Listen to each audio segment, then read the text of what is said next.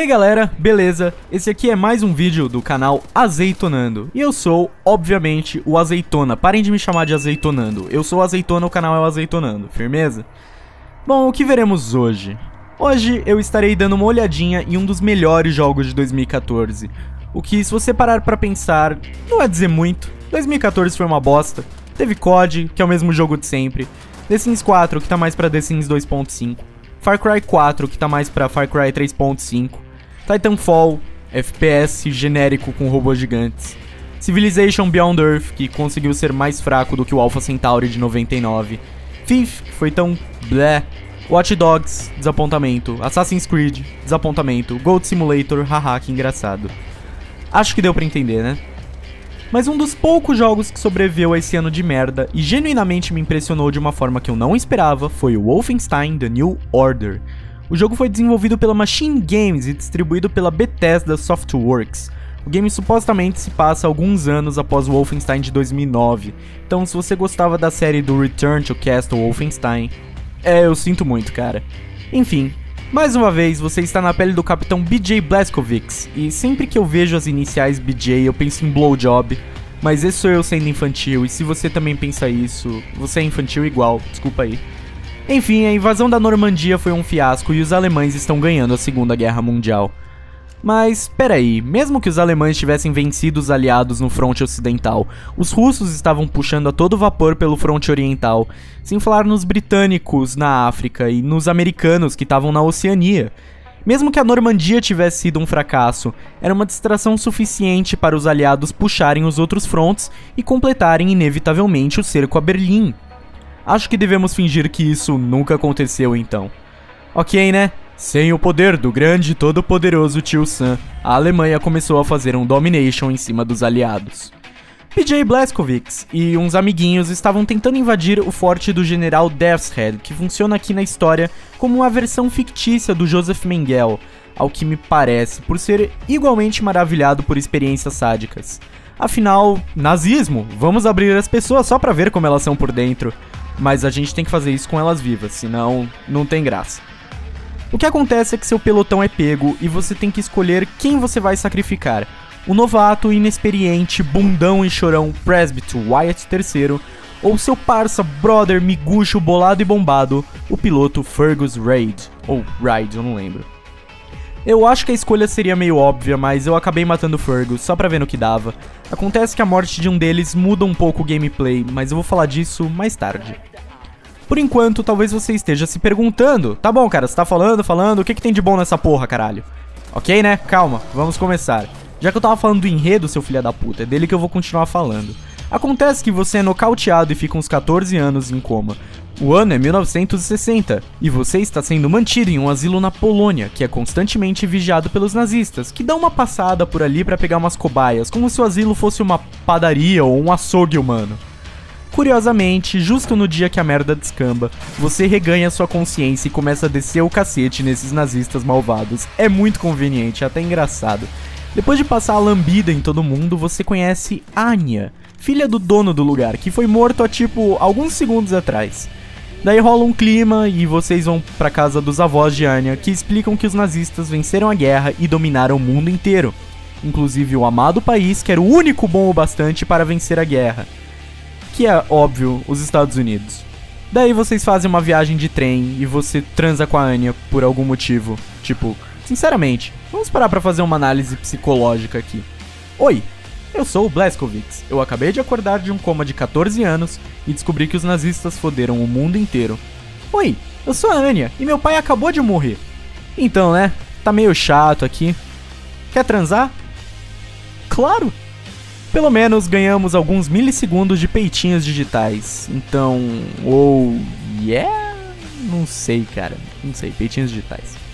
Depois vocês formam uma pequena resistência após um ataque a uma prisão nazista. E eis que temos aqui alguns dos personagens mais marcantes de jogos em 2014. Cada um deles tem um certo nível de personalidade, você acaba gostando de cada um. É impossível você não gostar. Então, começando, temos aqui a Caroline Becker, que fez um retorno do último jogo. Ela tem uma personalidade bastante forte, eu achei muito curioso o que os desenvolvedores fizeram. Quer dizer, se você não percebeu, ela é paraplégica. Poderiam ter feito uma personagem cheia de coitadismos, mas muito pelo contrário, ela é mais macho do que todo mundo na porra do recinto. Klaus é um ex-oficial nazista que pouco a pouco vai conquistando a confiança do BJ Blazkowicz. É um personagem que grita o tempo inteiro: "Cara, eu não sou malvado", mas é muito bacana ver as picuinhas dele com o protagonista. Max Hess foi encontrado por Klaus e desde então fica sob a sua guarda. Ele tem uma deformação craniana, o que resultou em danos cerebrais. Consequentemente, ele tem a mentalidade de uma criança. Mas eis outro personagem que, mesmo sem ter muito detalhe ou um backstory, ajuda a dar uma amplitude emocional muito boa enquanto você passa um tempo com a resistência, o que acontece algumas vezes. Sephiroth é um judeu que participa de uma seita secreta conhecida como Da Atishud, e eu deveria falar mais, só que eu não posso dar spoilers, então foi mal. E, claro, dependendo de quem você salvou no começo do jogo, fará parte da Resistência, ou o Wyatt, agora muito mais endurecido pela guerra, ou o Fergus, que acaba sendo muito mais duro com o nosso protagonista, porque você acabou escolhendo matar o novato, coitado. Dependendo de quem você escolher para viver, você receberá upgrades de armadura ou de vida, mas isso é algo que eu deixo para vocês descobrirem por conta própria. Se você salvar o Wyatt, na Resistência aparece Jay, um dos meus personagens favoritos, que dá um insight mais filosófico ou fumado, tudo depende do seu ponto de vista, sobre a situação. Sem falar que ele me lembra um certo guitarrista e essa referência tá meio óbvia, então não vou falar nada. Se você salvar o Fergus, no lugar de Jay aparece Tecla, que luta pela resistência e é obcecada com números, fórmulas, cálculos, e é movida por uma filosofia mais determinista em oposição ao relativismo de Jay. E ela também lembra uma certa personalidade, só que essa aqui é mais difícil de sacar. Pra você que curtia as aulas de física do colégio, fica a dica: volts por segundo dividido por metro quadrado. Ou ainda, Weber por metro quadrado. E relaxa, eu consultei a Wikipedia, eu também já não lembrava mais. E os vilões também são bem memoráveis, em nenhum momento eles deixam dúvidas de que são realmente malvados, é tudo bem maniqueísta. E eu falo mais sobre maniqueísmo daqui a pouco, mas eles são extremamente memoráveis e cada antagonista é bem diferenciável um do outro, apesar deles manterem uma espécie de tema confluente em comum, que é o apreço e a busca pelo ideal de perfeição da raça ariana, o que faz com que eles pareçam muito, mas muito mais malvados e, portanto, muito mais gostosos de sentar o cacete. Esses aqui não são quaisquer vilõezinhos de jogo, eles são maus, a nível vilões do James Bond. Tipo, Hitler era um cara malvado, mas alguém pode argumentar que ele tirou a Alemanha da miséria e ele discursava bem, isso é difícil de tirar o mérito dele. Já esses caras são piores, porque eles só querem saber de gastar todo o orçamento da Alemanha nazista pra ver como as pessoas são por dentro. Mas a história do The New Order é incrivelmente babaca, pra falar a verdade. Quer dizer, o jogo não se leva a sério em muitos momentos, mas eu gosto da forma como ele assume e lida com isso. Robôs enormes, cachorros biônicos e uma missão na fodendo Lua. Na Lua. Isso sem falar na missão que você se deixa ser capturado só pra invadir um campo de concentração, ou ainda na missão no fundo do mar. E sem falar também nas frases de efeito e diálogo, típico de um filme de ação dos anos 80. Right. Nazi's dead. Nazi robots dead. Broke all your shit. Helicopter secured. Mas tudo isso cai tão bem no tema. Quer dizer, vivencia a experiência que o jogo te propõe. Segue ele na brincadeira e você vai se surpreender. Você vai rir, depois você vai dar mais risada e depois você vai ficar triste. Fazia tempo que uma história não me surpreendia assim. Acho que a última vez foi com o remake do Shadow Warrior, que nessa brincadeira de não se levar a sério quase me fez chorar como uma menininha na última fase. Só tem uma coisa que me incomoda na história. Não é como se ela estragasse tudo pra mim, é só realmente uma pulguinha atrás da orelha, que é o maniqueísmo. Ah, mas o que é o maniqueísmo? Que bom que você perguntou. O maniqueísmo é originalmente uma filosofia religiosa, mas ela também pode ser aplicada em outros campos, como... eu tô sem exemplos agora, mas funciona basicamente assim. No maniqueísmo há uma clara divisão das coisas, ou algo é incrivelmente bom, ou algo é incrivelmente mau e escroto. Talvez você esteja pensando em Deus e o diabo, e esse é na verdade o exemplo original do maniqueísmo. Porém, quando você encara duas situações em campos opostos, você está sendo maniqueísta. Isso acontece com pessoas que defendem suas ideologias como se uma fosse o Batman e a outra fosse o Coringa. Exemplo, sei lá, todo funk é uma merda, roqueiro é tudo drogado, feministas querem exterminar os homens, ou todo homem é um potencial estuprador. E até mesmo as briguinhas de PT e PSDB podem entrar na lista. Veja bem, um lado assume que o outro é 100% errado, sem abrir o mínimo de espaço para exceções. Claro que um pouco diferente do uso argumentativo que eu acabei de apresentar aqui, no Wolfenstein o maniqueísmo é quase que um recurso humorístico. Mas algo me incomoda. Tipo assim, segue meu raciocínio. Os nazistas dominaram o mundo. Eles venceram os russos, capturaram o Reino Unido, bombardearam os Estados Unidos. Eles possuem um satélite com raio laser que poderia fritar todos os peixes no oceano. E eles não só pousaram na Lua, como fizeram toda uma base de pesquisas com lasers por lá, além de um campo de concentração. E eles estão começando a colonizar Vênus durante a timeline do jogo. Quer dizer, certo ou errado, eles foram espertos pra caramba. Eles dominaram o mundo. A única forma de destruir o Terceiro Reich seria se alienígenas se irritassem com esse império global que a Terra se tornou. Porém, o jogo trata todos os nazistas como idiotas, alienados e mais babões do que uma criança de 5 anos. Claro que tem seu efeito de humor, e óbvio que a última coisa a se fazer seria bater palmas pro nazismo, esse câncer da história do século XX. Mas a forma como isso é apresentado pro jogador é um pouco contraditória. Bom, pelo menos foi o que pareceu pra mim. Caralho, eu fiquei falando muito tempo sobre a história. É que esse é provavelmente o ponto alto do jogo, e nesse caso, vamos começar a subir o morro da decepção, começando pelos gráficos. Nas cutscenes, o jogo parece a coisa mais linda do mundo. Coisa de next gen, oh meu Deus, acho que os meus olhos vão cair de tanta beleza, é aquele gráfico de cair o cu da bunda. Daí o jogo faz a transição da cutscene pro gameplay e puta que pariu, o que aconteceu? Ok, não é como se o jogo fosse feio, mas... Fala sério, muitas texturas estão em baixa resolução quando comparadas com o resto do jogo, sem falar em problemas com delay de renderização. Então sim, várias vezes você vai virar a câmera e ver o mapa se formando à sua frente. Que mais? Alguns skyboxes são lindos, mas outros não são tão impressionantes, e parece que falta uma sensação de profundidade. Sem falar na constante queda de frame rate. É uma verdadeira montanha russa. Eu ia dizer roleta russa, mas a verdade é que o meu jogo só deu pau na minha mão uma única vez. E eu nem perdi tanto assim o meu progresso. Então, pelo menos dá pra dizer que é um jogo razoavelmente estável. Mas qual é, cara? Cadê todo o potencial gráfico da ID Tech 5? Ok, né? Eu acho que vai ficar pra próxima, com a ID Tech 6, quem sabe. Mas se tem algo que eu não posso negar, é que a direção de arte é fantástica. Tudo tem aquela ambientação de Alemanha nazista, com aquela arquitetura meio neoclássica, beirando um art deco aqui e ali. E se tem algo que ajuda a trazer esse universo à vida, além da história e da direção de arte, é o voice acting, que é ótimo. Isso sem falar em algumas trilhas que não fazem parte exatamente da OST do jogo. Na verdade, a trilha sonora em si não é das mais memoráveis, mas ela cumpre seu papel.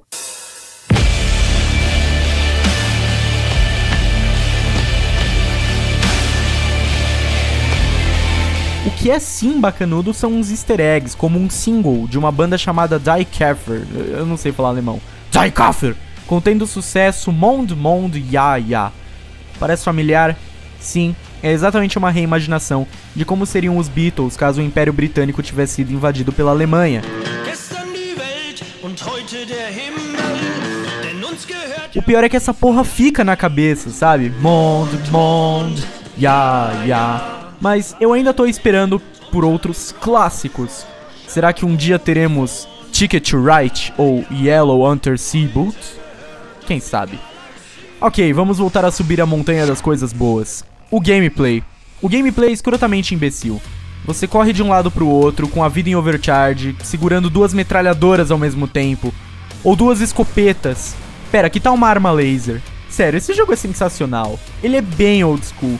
Ele tem uma mecânica de cover bem rudimentar, mas você estará fazendo um serviço a si mesmo correndo pelos corredores e atirando ao mesmo tempo.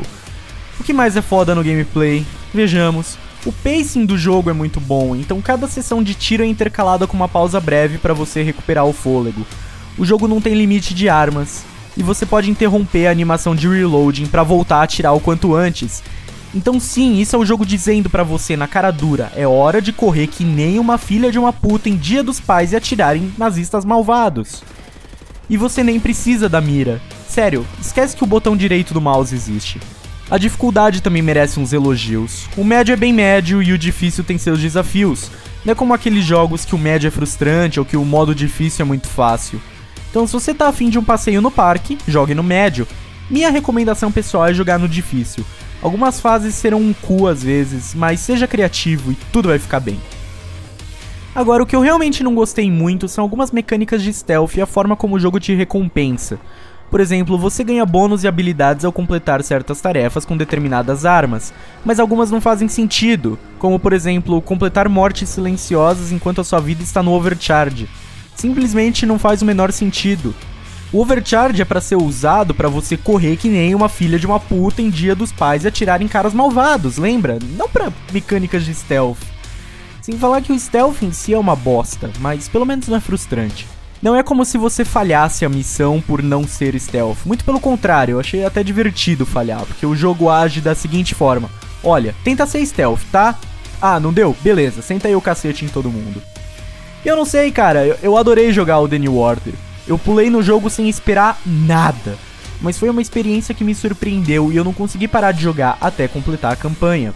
Alguns níveis são toscos e algumas batalhas com boss são um inferno, mas ainda assim, que ótima surpresa, cara. Sem falar na forma super estilosa que a história é apresentada, na direção de arte foda e nos personagens marcantes.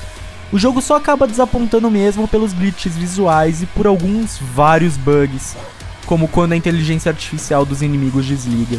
Mas no geral é um jogo foda e eu recomendaria para qualquer um, até para quem não gosta de FPS. E se você gostou dessa análise, acho que você deveria se inscrever no canal para nunca mais perder uma maravilha da internet como esses vídeos. Não, né? Bom, pelo menos deixa o seu like e se possível um comentário, para eu pelo menos ter uma noção se o canal tá indo na direção correta. E se você tem algum tipo de fetiche com a minha pessoa, você pode ir lá me incomodar naquela rede social dos 140 caracteres, o Twitter. É só pesquisar lá, @azeitona95. Se você ainda tá vendo essa merda, bem que você poderia dar uma olhada nos vídeos anteriores, né? Nesse aqui eu dei uma olhada em Sleeping Dogs, um jogo de ação focado em combate corpo a corpo da forma mais asiática possível. Yeah! Esse A ficou muito ridículo. Nesse outro aqui eu dei uma olhada rápida no tão esperado The Evil Within, do criador da série Resident Evil. Se você não curte tiro, porrada e bomba, talvez você queira ver essa análise curtinha do The Sims 4. Mas se jogos modernos não são sua praia, talvez você queira ver esse outro vídeo aqui, no qual eu analiso um clássico da SEGA do distante ano de 1987. E pra você que aguentou ver essa merda até aqui, meu muito obrigado e até a próxima!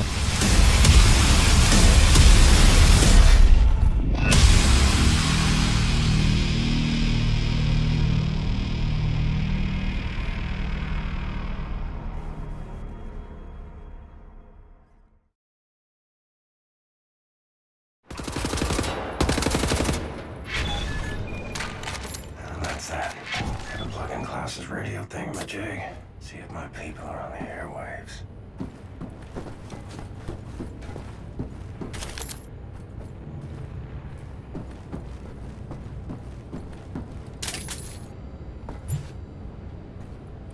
Ah, the antenna buoys. Buoy. Buoy. Silly word.